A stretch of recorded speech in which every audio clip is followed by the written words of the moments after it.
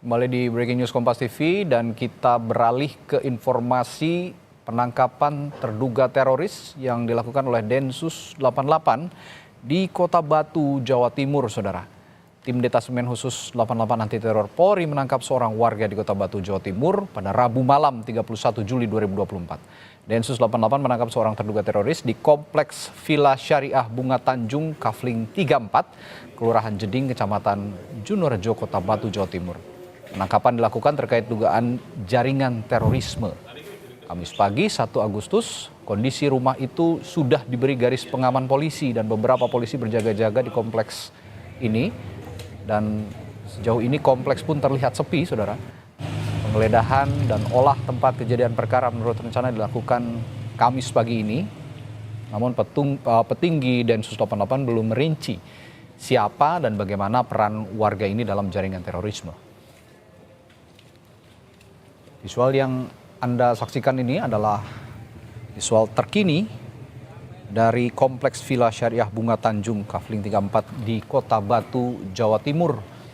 Terlihat sudah terpasang garis polisi dan beberapa anggota kepolisian tampaknya juga sudah ada di dalam melakukan olah TKP. Dan penggerbekan sendiri dilakukan pada malam hari tadi. Namun seperti yang diinformasikan memang hingga saat ini belum ada informasi yang jelas yang masih juga kami gali dari lapangan. Apakah ini adalah terkait dengan jaringan terorisme yang sudah ada ataukah ada jaringan terorisme baru dan siapa sebenarnya sosok yang ditangkap atau digerebek oleh Densus 88 anti teror ini. Dan sekedar informasi Saudara, lokasi perumahan tak terlalu jauh atau tidak terlalu jauh dari Mako Polres Batu dan gedung DPRD Kota Batu. Ini jaraknya kurang lebih 2 km dari dua kantor penting di Kota Batu itu. Jeding juga sendiri, kawasan Jeding ini berada di kawasan wisata sehingga kondisinya tidak terlalu sepi dari mobilitas masyarakat, begitu kira-kira, dan tidak jauh dari tempat itu terdapat objek wisata Jatim Park 3, Predator Park, dan Batu Night Spectacular. Ini kawasan yang memang sehari-hari sebetulnya ramai. Cukup ramai karena berada di tengah Kota Batu. Dan jika kita merunut ke belakang, bukan kali ini saja Batu menjadi lokasi persembunyian tersangka teroris. Kalau kita ingat pada tahun 2005 silam, tersangka teroris yang paling dicari pada saat itu, Dr. Azhari, mengontrak rumah di perumahan Flamboyan, Kelurahan Songgokerto di Kota Batu. Dan di studio juga masih ada pakar hukum pidana dari Universitas Tarumanegara, dan saat ini kita akan berbincang soal penangkapan teroris ini. Mas Heri, kalau Anda lihat sepertinya ada lagi terduga teroris yang ditangkap, dan kita masih ingat juga Kota Batu ini merupakan kota yang pernah menangkap seorang teroris akap begitu ya, bernama Dr. Azhari. Kenapa Kota Batu lagi kalau Anda melihat, Anda punya analisis khusus soal ini? Iya, kebetulan saya S1 menulis tentang tindak pidana terorisme. Gitu. Memang kalau kita melihat dalam tindak pidana terorisme ini sungguh nggak mudah sebenarnya membuka jejaringnya, apalagi ya kemudian menemukan para pelaku, karena pelakunya ini tidak hanya satu pastinya Mas Radhi, mereka punya peran yang berbeda-beda. Ada yang sebagai konseptor, ada yang eksekutor, kadang eksekutornya pun ada juga yang katakanlah dulu pengantin ya istilahnya. Ya, istilahnya pengantin. Untuk mengambil seseorang yang rela melakukan apa saja yang kadang dimaknai sebagai tugas suci tadi, begitu, untuk melakukan tindak pidana terorisme. Message-nya jelas adalah sebenarnya memberikan rasa takut. Jadi widespread of fear itu adalah inti dari terorisme itu sendiri. Apakah kemudian itu meledakkan sesuatu di tempat publik misalnya, atau hanya mengirimkan pesan saja sehingga menimbulkan ketakutan bagi orang untuk beraktivitas, itu sebenarnya juga bagian dari perbuatan teror juga. Nah, dalam hal ini tentu kita mengapresiasi langkah pihak Den 88 yang sudah berhasil menangkap terduga teroris, dan harapannya pelaku-pelaku kejahatan lain yang sampai sekarang belum ketemu juga bisa ditemukan nih. Karena ini kan baru terduga teroris saja udah bisa ditangkap, berarti dia belum melakukan apapun. Apalagi kalau ada pelaku kejahatan yang sudah melakukan. Contohnya Harun Masiku itu harusnya udah bisa tertangkap juga nih, ya kan? Dalam konteks ini memang mereka mungkin ya secara kultur itu akan melihat bagian-bagian mungkin di Indonesia secara keseluruhan mengapa Dr. Azhari tadi warga negaranya kan mohon maaf bukan warga negara Indonesia. Betul. Kan? Warga negara Malaysia, mengapa kemudian dia melakukan tindak pidana di Indonesia? Di Indonesia. Ini karena mungkin ada keterbukaan dari masyarakat kita terhadap orang yang datang dari luar. Nah, mungkin itu yang kadang celah-celah semacam itu yang dimanfaatkan oleh para pelaku kejahatan ya untuk melakukan tindakan-tindakan terorisme. Ya, mungkin terlalu terbuka juga salah karena tadi itu bisa dimanfaatkan sebagai celah tadi.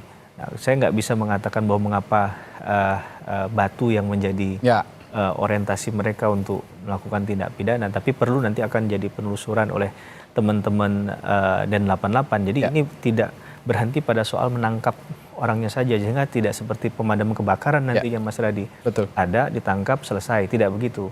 Harus ditelusuri lebih jauh, bahkan pertanyaan Mas Radi tadi jadi kunci. Mengapa tempat ini kembali terulang kan? Sebagai tempat kejadian perkara di mana ditemukan adanya dugaan akan dilakukan tindak pidana terorisme ataupun pelaku teroris yang ditangkap saat ini. Maka ini harusnya didalami betul mengapa mereka kemudian ada di sana. Apakah mohon maaf, apakah memang orang yang tinggal di sekitar sana atau mereka orang yang di luar dari sana? Bagaimana mereka masuk? Bagaimana mereka kemudian dapat hidup berdampingan di sana tanpa diketahui? Agar ini bisa jadi early warning system ya, jadi reminder juga bagi yang lain, karena kejahatan-kejahatan semacam ini kan dia berada di tempat yang gelap, tapi aparat penegak hukumnya berada di tempat yang terang. Nah, jadi mereka bisa melihat aparat penegak hukum, tapi ketika mereka sudah berbaur dengan masyarakat, aparat penegak hukum tidak dapat mengenali mereka. Nah, ini yang menurut saya juga salah satu celah yang banyak ditemukan dalam rangkaian tindakan terorisme yang terjadi. Maka kita dukung penuh apa yang dilakukan oleh teman-teman Den88 ya, untuk mengungkap kasus ini. Jangan sampai pemahamannya prestasi itu adalah ketika tindak pidananya sudah terjadi. Berarti sifatnya represif kan? Ya, betul. Nah, ini kan berarti salah satu upaya preventif nih, pencegahan. Betul. Dan kita tinggal melihat didukung nggak dengan bukti-bukti, karena ini masih dugaan nih. Apa yang menjadi keyakinan sampai ke arah sana? Karena mengurai ini kan sungguh nggak mudah. Kemarin saya ingat juga Pak Susnodo Aji itu sempat bicara sedikit tentang terorisme itu, ketika bagaimana mereka bisa tahu ini pelaku tindak pidana terorisme ketika dia melakukan satu aktivitas di tempat ATM misalnya, ada sidik jari dan lain sebagainya. Maka ini menurut saya perlu pendalaman yang lebih sungguh-sungguh dan lebih profesional, agar kedepannya tidak ada lagi tempat dimanapun, tidak hanya di wilayah Batu ya, tapi di seluruh wilayah hukum Negara Kesatuan Republik Indonesia yang kemudian ada potensi-potensi untuk dilakukannya tindakan-tindakan teroris. Gitu. Kalau kita lihat di visual ini gitu, Mas Heri, sepertinya kan memang upaya untuk melakukan tindak pidana terorisme itu sudah terjadi, dan ini sepertinya sosok yang ditangkap terkait upaya tindakan terorisme. Kalau saya lihat tidak ada gegana ya sepertinya di sana, tidak ada gegana yang bertugas, sehingga barang bukti mungkin saja berupa alat peledak atau segala macam mungkin sudah tidak ada, tinggal sosoknya saja nih yang dicari. Nah, kalau lihat kita lingkungan di sekitar perumahan ini di Batu ini yang tampak di visual ini sepi begitu ya. Tidak ada warga yang pikuk lalu lalang. Nah, kalau menurut Anda mungkin Anda punya penelitian, apakah memang seorang pengantin lah ya, yang Anda sebut tadi pengantin gitu ya, calon calon yang orang yang bertindak melakukan tindak pidana terorisme, apakah selalu memilih tempat-tempat yang seperti ini dipikang? Mereka namanya pelaku kejahatan kan akan melakukan dengan berbagai macam modus operandi agar tujuannya tercapai ya. Tapi saya yakin dan percaya mereka melakukan survei terlebih dahulu. Nggak mungkin mereka secara acak tiba-tiba tanpa pemikiran yang panjang, menentukan satu lokasi di mana mereka akan berdiam. Mungkin saja aktivitas kegiatan untuk melakukan tindak pidana terorismenya tidak terjadi di tempat sekarang ini ya. Tapi ini hanya mungkin tempat mereka bermukim saja. Tapi aktivitas itu misalnya katakanlah ada upaya untuk membuat bom tadi itu, merangkai bom tadi itu mungkin nggak di sini karena ini kan masih dugaan. Kita nanti akan dengar rilis resmi dari hasil penyidikan ataupun hasil yang sudah ditemukan di lapangan oleh teman-teman Den 88 anti teror yang lebih berwenang dan valid menyampaikannya ya. Tapi kalau dugaan itu akan tafsirnya akan banyak sekali Mas Radi.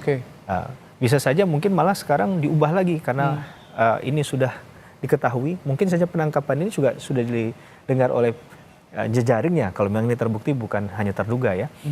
Kemudian mereka mengubah lagi besok ke depan nggak lagi di tempat polanya selalu begitu ya? Polanya selalu berubah? Iya, karena nggak mungkin orang jatuh di lubang yang sama kan. Maka dia akan mencoba merubah misalnya tinggal di tempat pemukiman yang padat. Nah, kita nggak pernah bisa mendeteksi itu. Karena sekali lagi tindakan teroris kita ingat di bom Bali 1 yang begitu luar biasa. Itu kan rangkaian bomnya itu dibuat dengan luar biasa kan. Diketahui sesaat setelah tindak pidananya terjadi. Maka ini nggak boleh terulang kembali. Jangan sampai tadi saya katakan prestasi kita sematkan kepada Den 88 ketika sudah makan korban jiwa. Tentu kita tidak berharap hal yang demikian, Mas. Kita akan diskusikan lebih lanjut nanti, Mas Heri. Tapi di sana di Batu, tempat penggeledahan terduga teroris, sudah ada jurnalis Kompas TV, Dedi Prasetyo, yang tersambung melalui sambungan telepon. Dedi, selamat pagi. Selamat pagi. Baik, Dedi, penggeledahan dan olah tempat kejadian perkara masih dilakukan hingga saat ini? Ya, saat ini tim dari Gegana Brimopolda Jatim sedang melakukan penyisiran dan olah TKP di lokasi kejadian Perum Bunga Tanjung, Dusun Jeding, Kota Batu. Yang di sini terlihat memang ada mobil dari Inavis, ada Gegana dan polisi yang bersenjata lengkap untuk mengamankan lokasi di sebuah perumahan yang diduga memang ada penangkapan teroris begitu. Artinya kalau tadi sebelumnya saya lihat di visual ini tidak ada kendaraan, tapi pengamatan Anda di sana ada kendaraan Gegana dan Inavis begitu ya, Dedi, yang saat ini berada di sana dan sedang melakukan penelusuran atau penyisiran begitu ya. Berarti masih ada barang bukti yang diduga bisa dilakukan atau diamankan oleh tim Gegana ini ya, Dedi ya? Benar, memang beberapa menit yang lalu tim dari Gegana dan Inavis memang masuk ke salah satu rumah di perumahan ini untuk melakukan penyisiran dan melakukan penggeledahan untuk mencari barang bukti ataupun apa yang berkaitan dengan penangkapan terduga teroris. Untuk lebih jelasnya memang ini akan dijelaskan oleh Humas Polda Jatim setelah penggeledahan. Gitu. Anda berada di jarak berapa meter dari rumah terduga teroris ini, Dedi? Saat ini saya kurang lebih 20 meter dari lokasi dengan penjagaan ketat memang dari kepolisian, dari Brimob, dan mobil juga sudah ada di depan rumah yang digeledah. Gitu. Ya, Anda berada di jarak 20 meter dan kalau saya lihat di visual yang ada di layar kaca ini, tempat di sekitar rumah terduga teroris ini sangat sepi begitu. Apakah ini memang diinstruksikan oleh pihak kepolisian, pihak Densus dan juga Gegana agar warga sekitar mengosongkan area ini, Dedi? Memang tadi pagi waktu saya kesini memang masih ada aktivitas dari warga sekitar lokasi. Terus ketika petugas melakukan penggeledahan dan penyisiran, memang lokasi diamankan dan disterilkan, begitu. Artinya kalau disterilkan begitu, warga diminta menjauh dari rumah terduga teroris, dikhawatirkan memang ada benda-benda yang bisa memicu ledakan begitu, Dedi, kira-kira? Memang penggeledahan masih terus dilakukan. Memang apa yang ada di dalam masih terus dicari untuk mencari barang bukti atau yang berkaitan dengan penangkapan yang kemarin. Intinya seperti itu. Tapi hingga saat ini belum ada kejelasan juga apakah terduga teroris ini terkait dengan jaringan teroris mana dan profil dari sosok yang dianggap terduga teroris ini juga belum diungkap ya oleh pihak kepolisian, Edi? Ya, hingga saat ini memang kami masih belum memiliki informasi lengkap terkait siapa dan jaringan mana yang terduga terkait ini dan berapa orang yang ditangkap. Memang nanti akan dijelaskan langsung setelah proses penggeledahan dan penyisiran oleh Kabid Humas. Baik, kalau saya terima informasi juga lokasi ini tidak jauh sebenarnya dari kantor-kantor pusat pemerintahan. Apakah betul demikian, Dedi? Untuk lokasi sendiri memang tidak begitu jauh, bahkan dari Polres Batu sendiri tidak sampai 2 km untuk sampai ke perumahan ini. Memang perumahan ini memang tergolong baru untuk di Kota Batu ini. Dan tidak begitu banyak perumahan, memang ini seperti klaster gitu. Nah, Anda juga punya informasi kah soal terduga teroris ini yang bermukim di perumahan ini, apakah menyewa rumah di perumahan ini atau memang rumah ini adalah rumah yang bersangkutan sendiri? Memang dari informasi belum didapat bahwa penangkapan ini dilakukan di mana dan berapa orang. Dan ini rumah yang digeledah ini memang milik terduga teroris atau bukan, kita masih menunggu informasi lebih lanjut dari kepolisian. Oke. Ada berapa personil yang diterjunkan kalau Anda lihat di sana, Dedi? Dari pengamatan di sini memang cukup banyak ya, hampir 30-an personil yang berjaga di jalan raya memang ada, kemudian masuk ke perumahan ini, dan garis polisi dijaga oleh kepolisian, dan di dalam rumah pun juga ada kepolisian yang sedang melakukan penggeledahan dan inafis untuk mencari bukti-bukti dan apapun yang terkait dengan penangkapan terduga teroris di Kota Batu ini. Oke. Anda apakah sempat juga berbincang atau menggali informasi dari warga sekitar di komplek ini? Apakah aktivitas di dalam rumah terduga teroris ini bagaimana kesehariannya? Apakah sudah ada informasi dari warga sekitar soal itu? Kalau dilihat di lokasi sendiri memang cenderung rumah-rumah warga di sini memang tertutup ya. Tidak seperti perumahan di kampung-kampung memang. Adapun warga memang cukup tertutup. Warga yang lalu lalang di sekitar lokasi pun juga tidak begitu ramai seperti perumahan di kampung sendiri. Memang kalau dilihat sekilas memang perumahan di sini cenderung sepi. Gitu. Oke, boleh dikatakan ini memang kompleks yang tertata begitu dan cenderung masing-masing warganya tidak banyak berinteraksi satu sama lain, begitu ya, Dedi?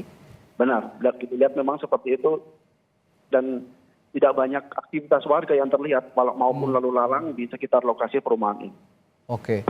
Baik, Dedi, nanti kami akan gali informasi lagi dari Anda, dan Anda juga sepertinya masih harus menggali informasi lanjutan terkait siapa sebenarnya sosok terduga teroris ini dan bagaimana kesehariannya, profilnya seperti apa. Nanti kita akan gali lagi informasi dari Anda. Terima kasih, Dedi Prasetyo yang melaporkan dari tempat kejadian perkara penangkapan terduga teroris di salah satu kompleks di Kota Batu, Jawa Timur.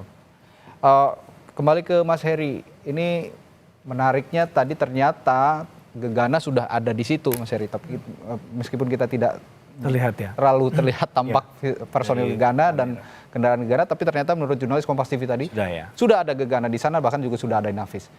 Berarti masih ada barang bukti yang dikhawatirkan mungkin saja bahan peledak atau alat peledak begitu ya. Nah, memang kalau melihat profil terduga teroris begitu dari yang Anda ketahui, Mas Heri, selalu membuat benda-benda yang bisa mengancam teror ini di rumah begitu ya. Kalau kita melihat biasanya mereka lakukan itu di rumah begitu ya. Ya, yang penting yang pertama dulu sebelum masuk ke sana adalah Mas Radi, penting untuk memastikan semua warga sekitar sudah aman, dievakuasi di tempat yang aman, dan itu mungkin yang dilakukan oleh teman-teman Den 88 sehingga kita lihat tidak ada lagi orang yang tidak berseragam ataupun bagian dari mereka, di luar dari mereka yang ada di sekitar tempat kejadian perkara, agar harapannya penegakan hukumnya jalan, tapi jangan lupa untuk menjaga keamanan tadi kan. Ini kayaknya sudah benar-benar diperhatikan betul secara operasional oleh teman-teman Den 88. Berkaitan dengan hal tadi, apakah itu kemungkinan besarnya banyak dilakukan tindakan atau aksi-aksi tindak pidana terorisme itu dipersiapkan secara bahan dan alat dirangkai mungkin di rumah ya. Ini yang mungkin akan kita dengar nanti dari hasil investigasi mendalam, fakta-fakta lapangan yang akan diungkap oleh mereka yang diterjunkan untuk kasus ini. Karena pada umumnya memang sekarang ruang gerak mereka sudah sangat terbatas, Mas Radi. Mereka mungkin juga belajar merangkai bom itu kan biasanya dulu dari YouTube. Sekarang YouTube juga sudah ada restriction ya kan, ada pembatasan terkait kekerasan dan lain sebagainya. Bahkan bahan untuk membuat bom itu juga sekarang sudah tidak mudah lagi mungkin untuk diperoleh.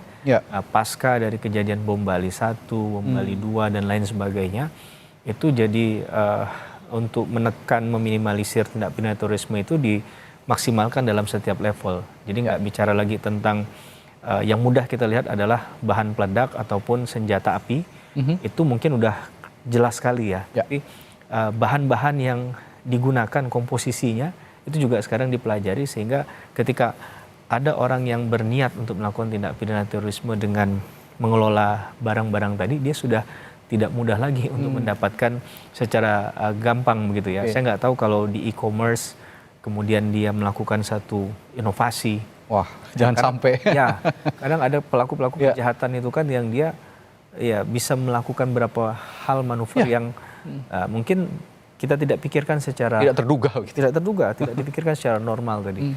Nah, ini yang menurut saya bisa jadi challenge lagi, tantangan bagi teman-teman Den88 untuk bisa meminimalisir lah, karena mengenolkan itu kejahatan memang rasa-rasanya di setiap kejahatan tuh ada saja langkah orang untuk melakukan kejahatan, daya upaya yang mereka lakukan, sehingga yang bisa dilakukan mungkin membatasi ruang gerak tadi ya, dan juga memberikan edukasi yang tepat kepada masyarakat.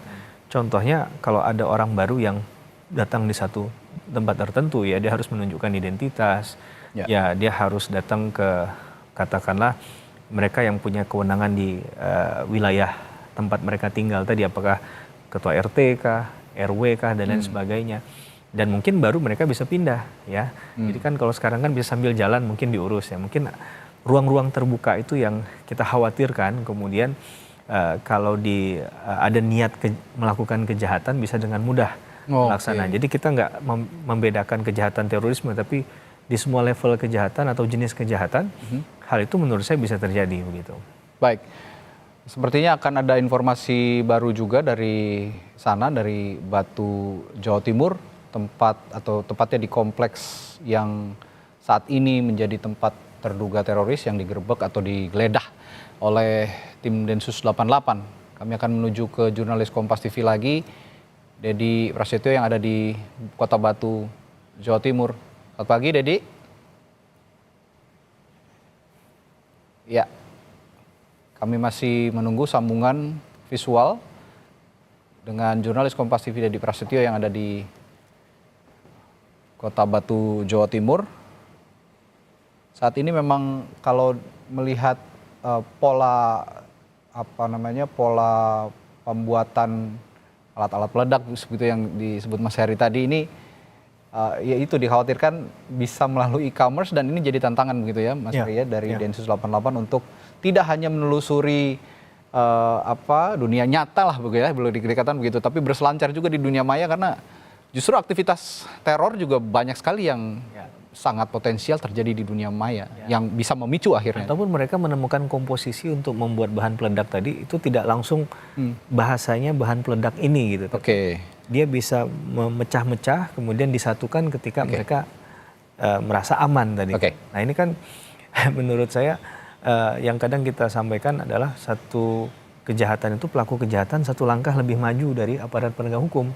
Karena mereka kadang selalu berusaha untuk menginovasi, memodifikasi tindak pidana ataupun modus-modus operandi yang akan mereka jalankan. Gitu. Baik, kita akan kembali ke jurnalis Kompas TV lagi. Sepertinya sambungan sudah tersambung dengan Dedi Prasetyo. Selamat pagi.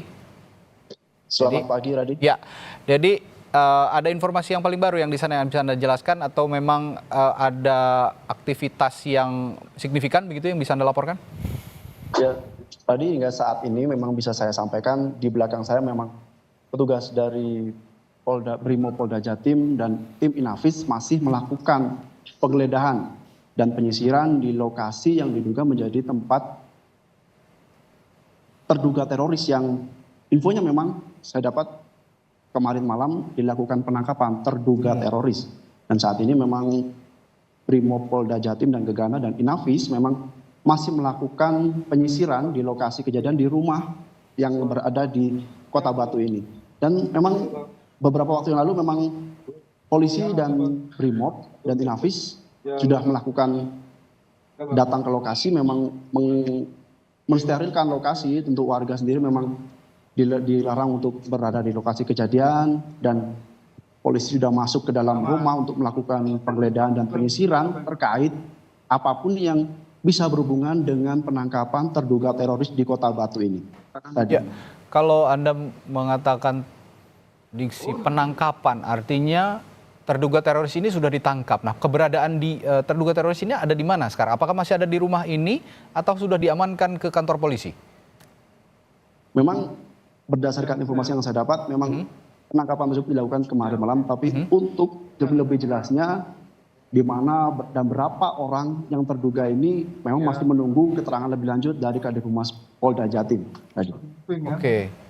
Ya, yang juga dikhawatirkan tadi juga saya sempat berbincang dengan pakar hukum pidana di studio, Dedi, bahwa